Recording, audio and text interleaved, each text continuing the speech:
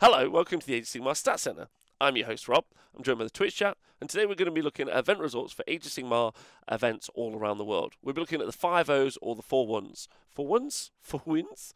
4 wins and 1 loss, so 4 1s. We've got 245 players this week playing across 7 countries, including Scotland, Australia, England, Italy, Illinois, in the USA, Canada, and then a mystery event where we don't even know where it was, which is really fun. The meta is wild right now, but if you are watching the beginning of this video, then please do go over to Wargamer.com and check out the stats that you can find on the Age of Sigmar stats tab right there, done by Rob and Ziggy, so you should absolutely go check those out. It's going to be super fun reading through all this list. If you do like what you hear as a podcast or watch on YouTube, then like and subscribe and all that down here. That would help us out, make better content for you. So please do that. And the entire thing is powered by the Patreons. So do join that as well. Let's get on to all of the lists. The first event and our largest event for the week is in Scotland. It's the Broken Realms and Minis for War 3, hosted by Matt Matiasic. Definitely got that right. We had, let me just double check, 72 players competing to be the best player at that event. And it was being held here for podcast listeners. I'm describing what looks to be a pretty nice hotel in Scotland. Very sunny day, which is a bit of a surprise.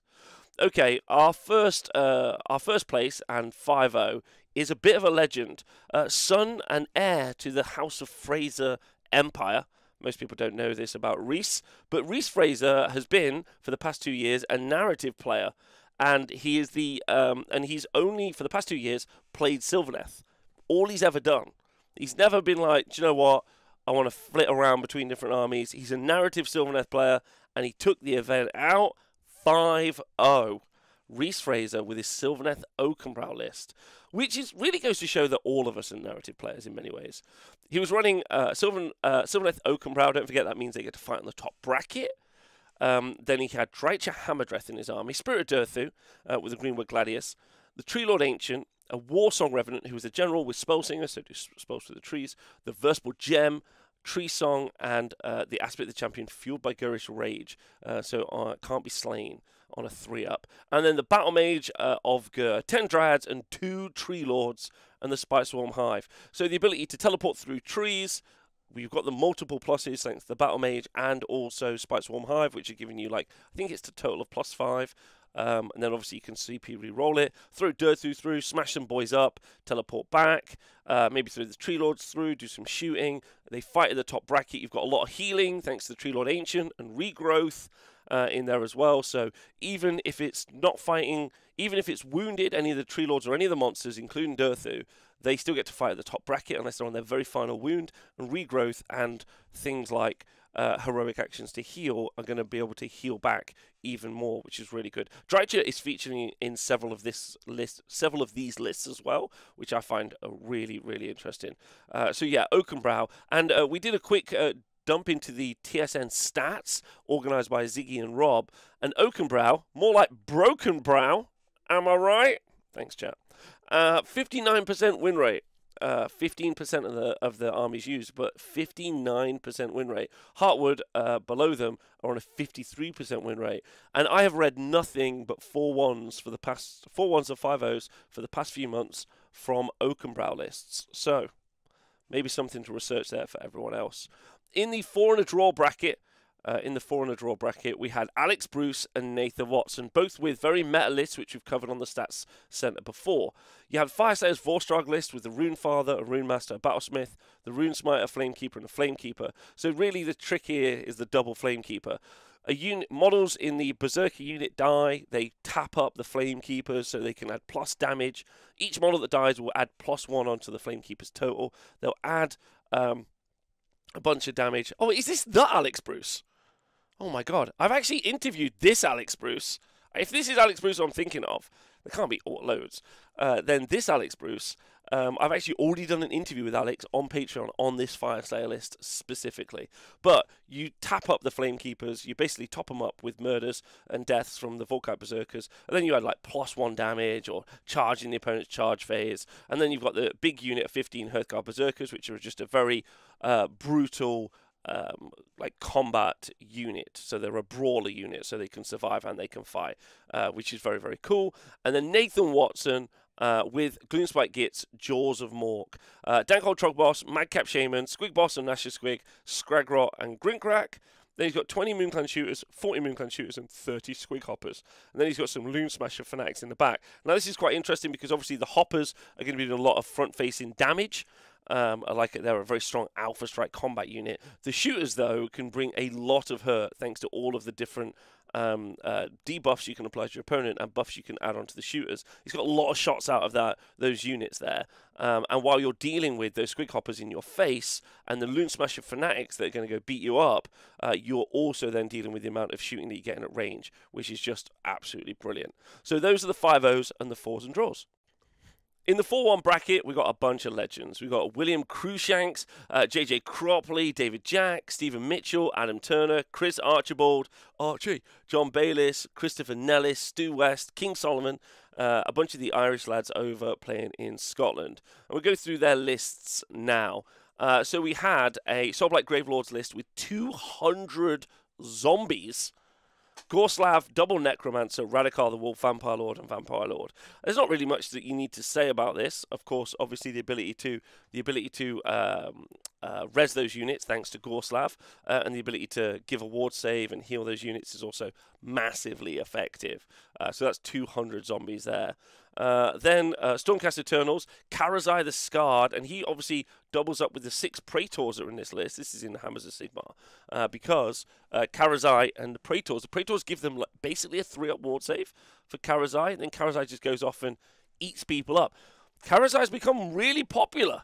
I don't really know what's happened in the past few months, but we saw a Karazai 5-0 over in the US. We saw another Karazai do really well. So this has become pretty interesting. It has, I would say that it's all been down to this Praetor points reduction. And I got to shout out Australia, because Australia were running Praetors early on with the big dragons, Karazai or Krondis. So it's been really fun to see. So shout out to JJ for that. Then we had another Lumineth Realm Lords castle list with 40 Sentinels. We had a fun Ogre Moor Tribes list with a Huskard and Stonehorn, a Butcher, an Icebrow Hunter, and then 4 Stonehorn Beast Riders, all as a monster truck army.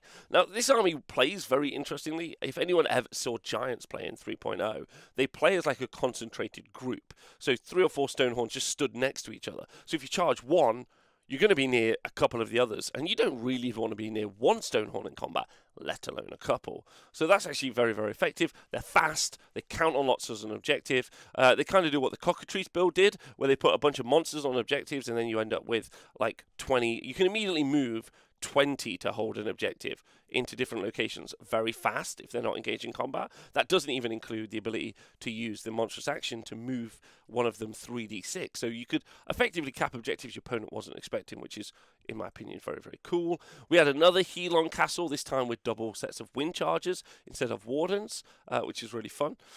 We had a Beast of Chaos list in All Herd. Beast Lord, Great Bray Shaman, another Great Bray Shaman, 10 Bestigor, 30 Bestigor, and then 10 Gore, 20 Ungor, and then 20 Ungor Raiders with a Cygor. And this is really fun.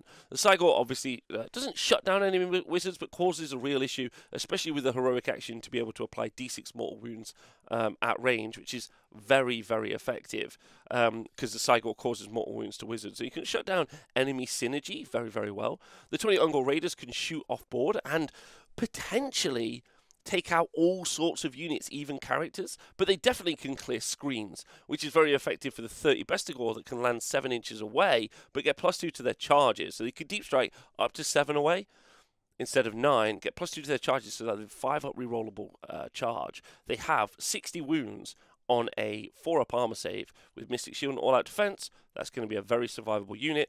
Also have a 5-up rally. If you decide that you want to all-out defense your army, then they get +1 attack. They get extra Ren later on. Just very, very good. Very, very good army. Very, very effective. And it's really fun to see play. We have another Ogre Moor Tribes list. Frostalon Stonehorn, Huskard, Firebelly, and then 3 Stonehorns this time. So instead, just add in a cheeky little Huskard on Thundertusk instead of having the 4 Stonehorn Beast Riders, and then some Gorges, which is cute. Then we've seen a Fire Slayer list, similar situation again, where you've got the double Flame Keeper, slightly different loadout on the units. Instead of 115 Hearthguard Berserker, there's 2 units of 10, and then there's 20 Volkite Berserkers and a 10 versus a big 30. But, you know, it's the same sort of idea, although I'm sure they play slightly differently to each other. It's the same rough idea. And then finally, a Sylvaneth Heartwood list, really thin on the ground wounds-wise. Alariel, Branch Witch, 6 Kurnoth Hunters, 2x5 Tree Revs, and a unit of Gossamer Archers. Gossamer Archers making it into lists a lot more than they previously were. If you're a Sylvaneth player, I definitely would pick some up. Give them a try on the tabletop. They're fragile, but they're a unique playstyle. Very interesting. Don't do well into a shooting meta, so now that Sinesh and KO are in the game, they're gonna struggle a lot more than they would have if you'd have played them maybe 6 months ago. But they're very, very interesting units, and I think you could get a lot of play out of that, especially with all of the teleporting and also the speed that Alariel brings to the army. So it's a very fast hit-and-run army that's very engaging. Anyway, I hope everyone in Scotland had a good time. They were recording all of the top table games and posting them on a YouTube channel, which I'm going to get reminded of in literally a moment in the chat. If you want to go check them out and watch some of those games happen. And a special shout out to JJ, whose birthday it was at this event, going 4-1 is not bad. Yeah, big shout out to him. He's one of my good... I love JJ. I think he's just a wonderful person. So it was a Call to Arms, the Call to Arms YouTube channel, if you want to go check out those top games. And shout out to everyone in Scotland. Over in Queensland is our next event in Toowoomba. We had an event called the Contest of Fools, and it was won by Mr. Timothy McDivitt. Congratulations to him. He was running Kharadron Overlords, who currently, at time of recording, since their new book has come out, has had a 67% win rate. Are they too good? That's a great question. Okay, so his allegiance is Kharadron Overlords, obviously, and he was running an Aether Navigator, an Archanaut Admiral, who's got the Cunning Fleetmaster and the Celestian Burst Grenade. And then he's got the Aspect of the Champion, Leadership of the Alpha, so he's able to dish out 3 commands once per game. He's got the Engine Master with Engine Harness with the Tusk Helm, the Witness Me tactic. Brock Grungson and a Knight Incanter. Now, he has unfortunately taken the Flaming Weapon upgrade on the Knight Incanter. You can't do that. Flaming Weapon. So if you take an ally, they aren't allowed to take any spell enhancements. Picking a spell from a spell lore, it's called spell enhancement. But that's an easy mistake to make. Then 10 Archanaut Company, and then 2 units of 6 Engine Riggers. Now, when you mix up the Engine Riggers with the Engine Master on Dirigible Suit, but he hasn't got that in this list. Instead, he's got the Engine Master with Engine Harness. But the Engine Riggers themselves can heal about 4 wounds to a Sky Vessel each player turn. So over a battle round, 8 wounds to a Sky Vessel. And then he's got 2 frigates in his list, which obviously can move over stuff, do mortal wounds, charge in and do mortal wounds. They're much more points effective than an Ironclad. So double frigate and then being able to heal 8 wounds per turn to those frigates is pretty monstrous. Or 16 to 1, which is just pretty nuts. So overall, very, very effective army that's got a lot of sustain. Like, it's very unlikely to die. And then all of those things are going to be shooting from the boats, charging in, doing damage.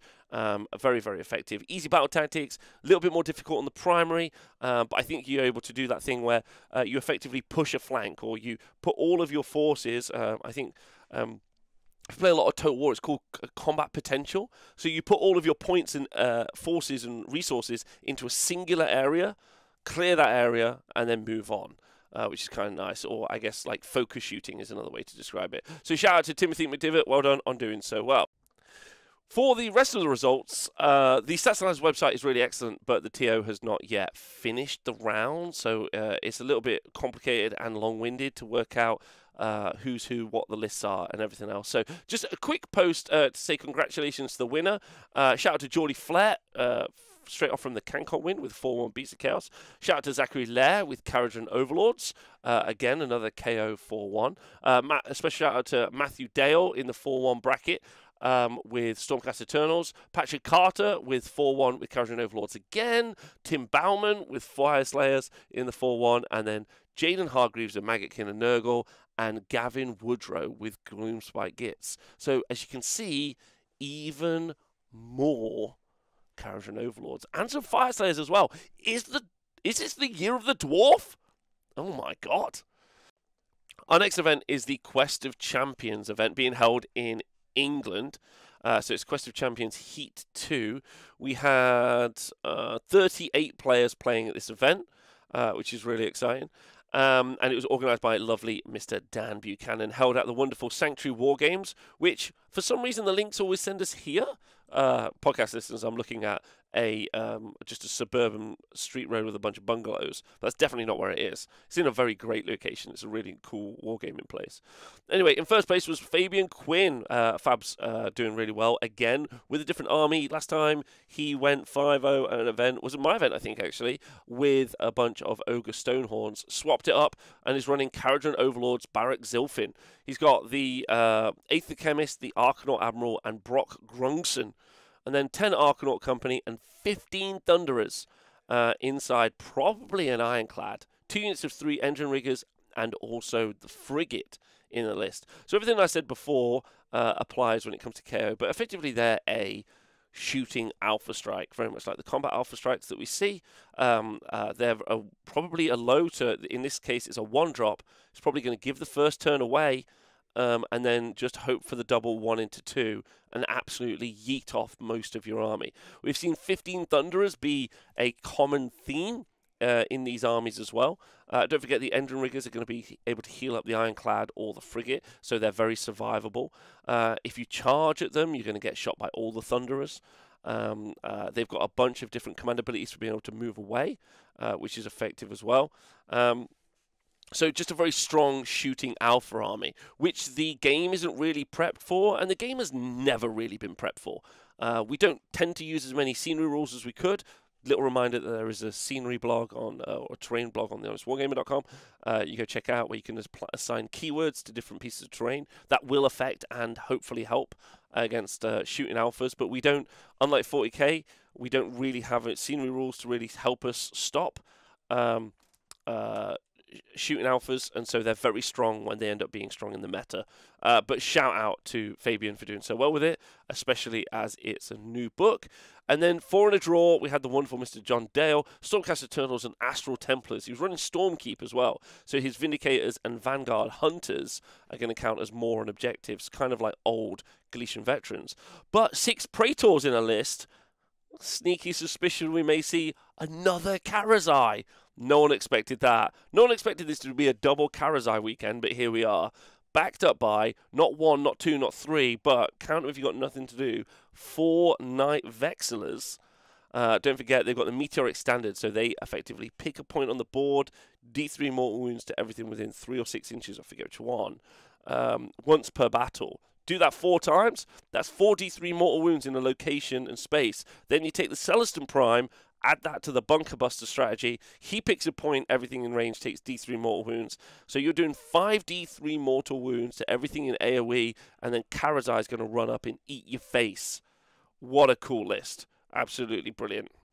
Okay, so let's look at the 4-1 bracket. We've got Phil Marshall running Slanesh, Graham Betteridge running, I can't remember, Tom Marshall, and then Martin McKenzie. All in the 4-1 bracket. Congratulations to all of them. So Phil was running the Slanesh list. Phil was running a Contorted Epitome, Sigvald the Mask, and a Keeper of Secrets. Then he's got 3 units of 10 Blissbarb Archers, a unit of Blissbarb Seekers, so a unit of 5, and then a unit of 10 Slickblade Seekers. So those are the melee cavalry that you get from the Slickblade Seekers. So Phil's in the chat right now, and he's kind of talked about some stuff. He especially likes the Keeper of Secrets doubling up with Sigval once per game. The Keeper of Secrets can make a unit fight twice. Sigval with a big charge, being able to fight twice seems very good because he gets a number of attacks based on his charge roll, which I think is really interesting. The Mask is our new assassin-style character that can deploy straight into the enemy's back lines, which means even armies that are a 1-drop, they have to worry about taking the first turn to make it so that they can shut down the Mask and it can't kill some of their important stuff. The Contorted Epitome, adding +1 to wound to D3 units to 24 inches is incredibly powerful in my opinion. Then he's firing 75 shots from the Blissbarb Seekers, and archers. The Seeker shooting first makes a unit -1 to save, and then the Bloodbowl archers with Ren 1 already means that they're Ren 2. Now, the important point to note is he's generating lots of depravity, specifically by making his opponent pick out temptation dice.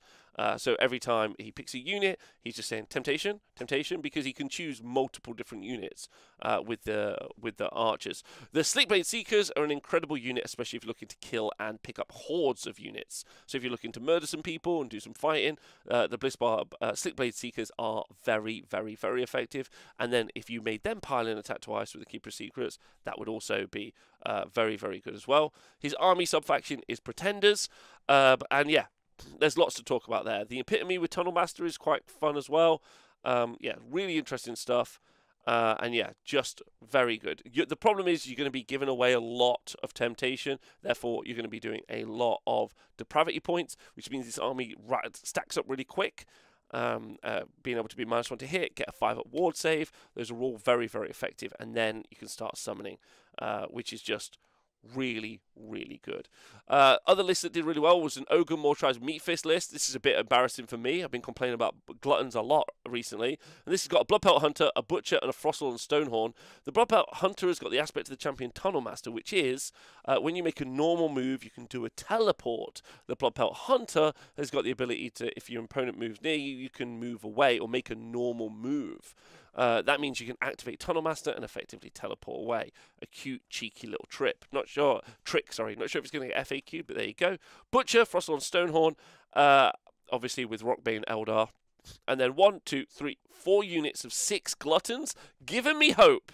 Giving me hope with a pair of Ogre Clubs. I mean, ultimately, 6 Ogre Gluttons is a lot of attacks. With a pair of Ogre Clubs, and they're damage too. And then there's an Iron Blaster in this list, shooting from the back of the board. So, yeah, I've been running a pure Gluttons list, and I haven't put in things like the Iron Blaster or the Stonehorn. I think Stonehorn's fairly mandatory in a Ogre army, but just congratulations, absolutely great work. Really, really good stuff there. Then we have Phil's brother, actually, Tom.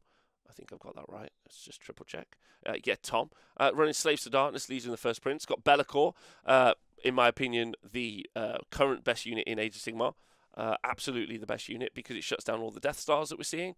So, Be'lakor, best unit in the game, in my opinion.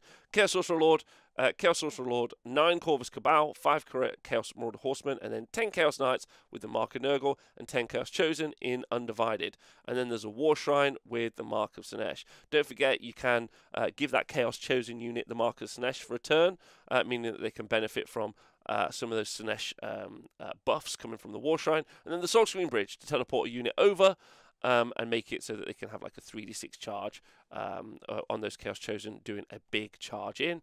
And then finally, Sons of Behemoth list did really well, and it had 3 War Stompers in its list, it had 2 Man Crushers, and it had Big Grix Cruel Shots as allies. So this is a regiment of renown with 2 units of 3 Manskewer Bold Boys. Our next event is the Neapolis GT, being held in Italy, organised by Giosa Mormone. I've absolutely nailed that, I'd just like you to know. We had, in first place, we had Vincenzo Nacca. Second place was Tommaso Mariana. Luca Quinale in third place, and Stefano Eposti Moccarino in fourth. And then in fifth place, Riccardo Mario Vio. All of them 4-1s, and not a single one of them 5-0. So we're going to read through their list now, but congratulations to all of them. We had Ogre Mortribe's Bold Ahead, Frostle and Stonehorn with a Slaughtermaster, and then 1, 2, 3 Stonehorn Beast Riders, Mournfang Pack, and Iron Blaster. So these are all going to be, as I've said, Bold Ahead. I mean, there's more wounds on the monsters, they're more effective. I've said this already. Ogre's still coming in strong at this weekend.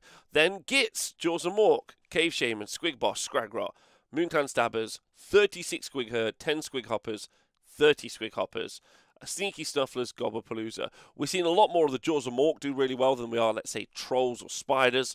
That seems to make a lot of sense.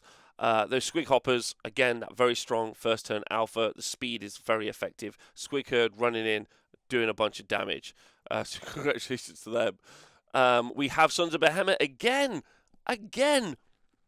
in the game. The Kraken Eater, War Stomper, War Stomper, War Stomper, and then another Man Crusher.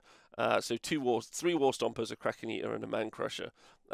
Absolutely fantastic to see. That's another 4-1 with Gargants, so they're doing much better than we originally gave them credit for. And then Sylvaneth with another 4-1 this weekend. Warsong Rev, all in Heartwood. Battle Mage for the Battle Mage Spite Swarm Hive. Might as well sell them as a bundle, Games Workshop. 6 Kurnoth Hunters with Scythes for charging in, doing damage, and then a unit of Tree Revenants, some Dryads, 2 lots of Dryads, by the way. Dryads making it more into lists than we've ever seen before. Love that. Absolutely love that.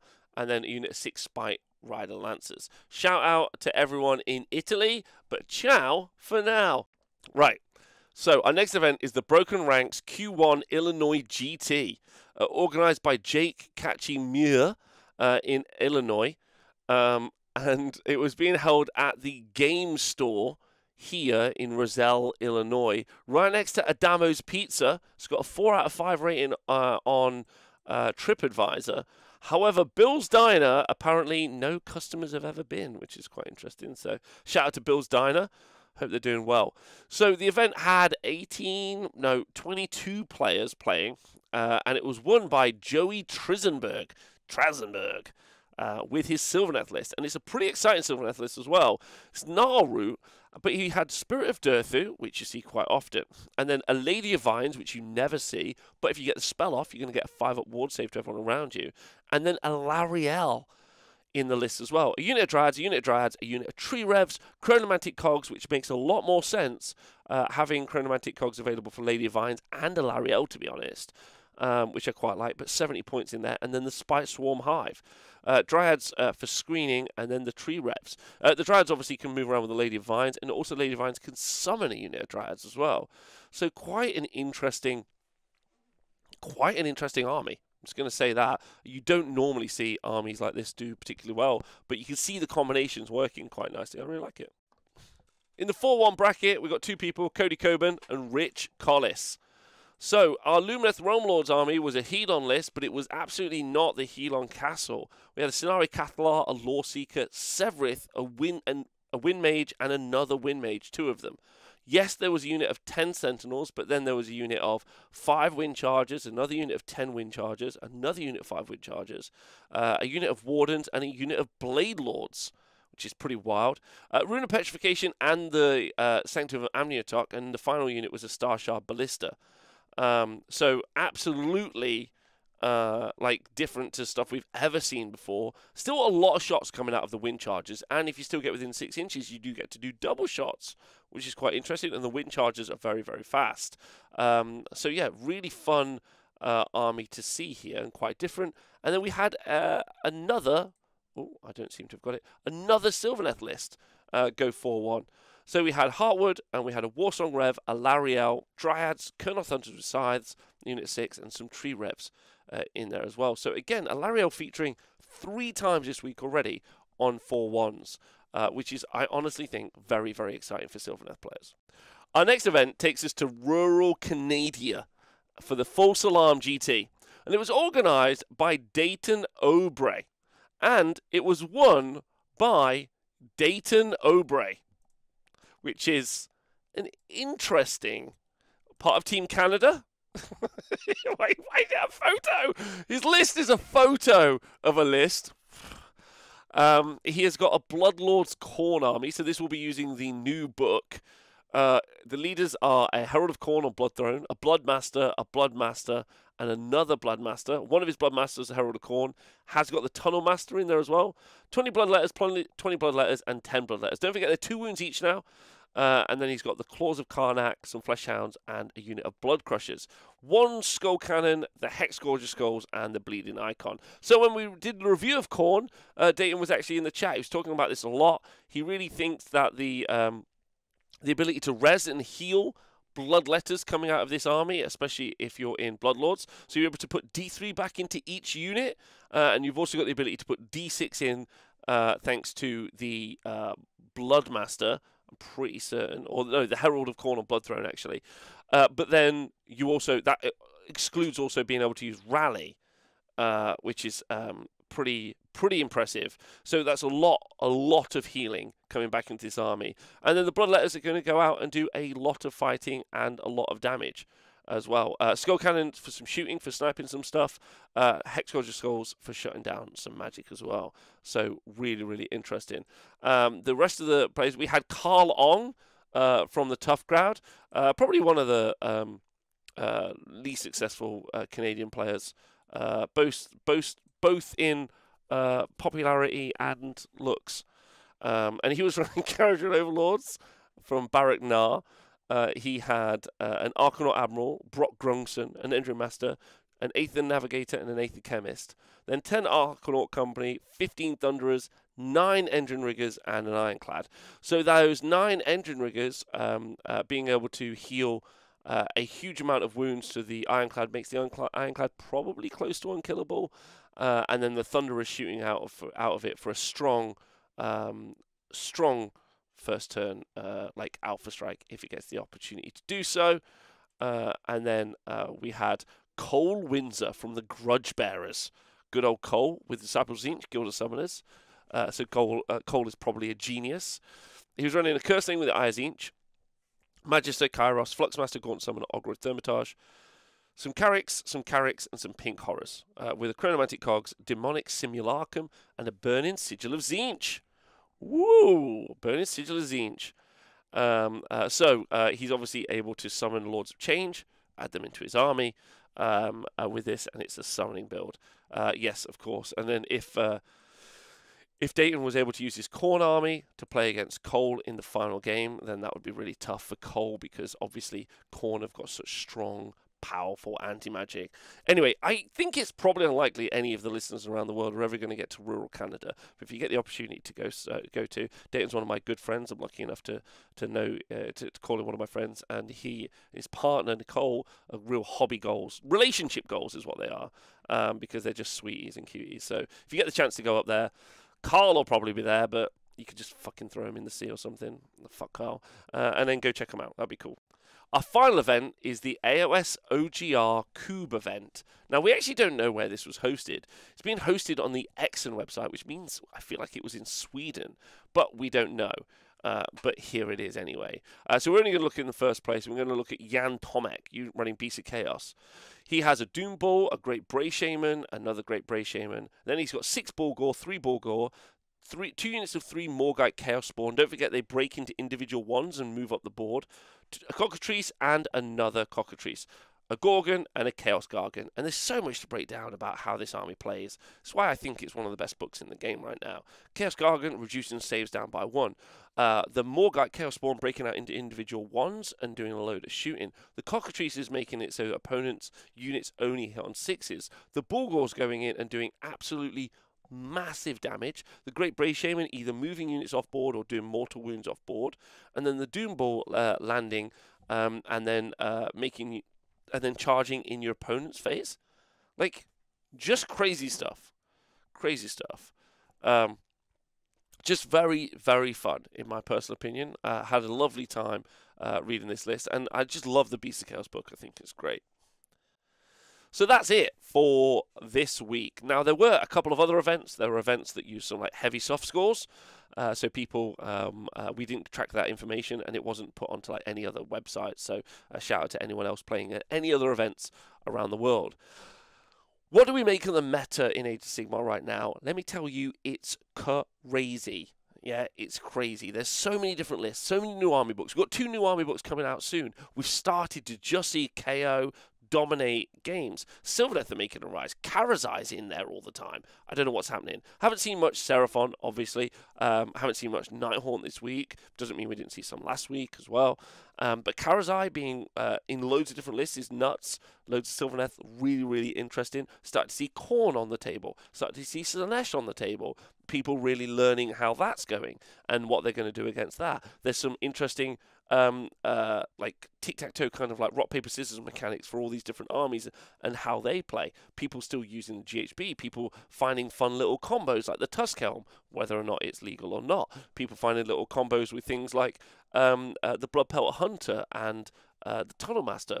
Really interesting as well. So many fun, engaging little aspects of the game right now. It's electric. Like, you probably, in a month's time, you could go to an event and there'll be 7 new army books in play at those events. That's wild.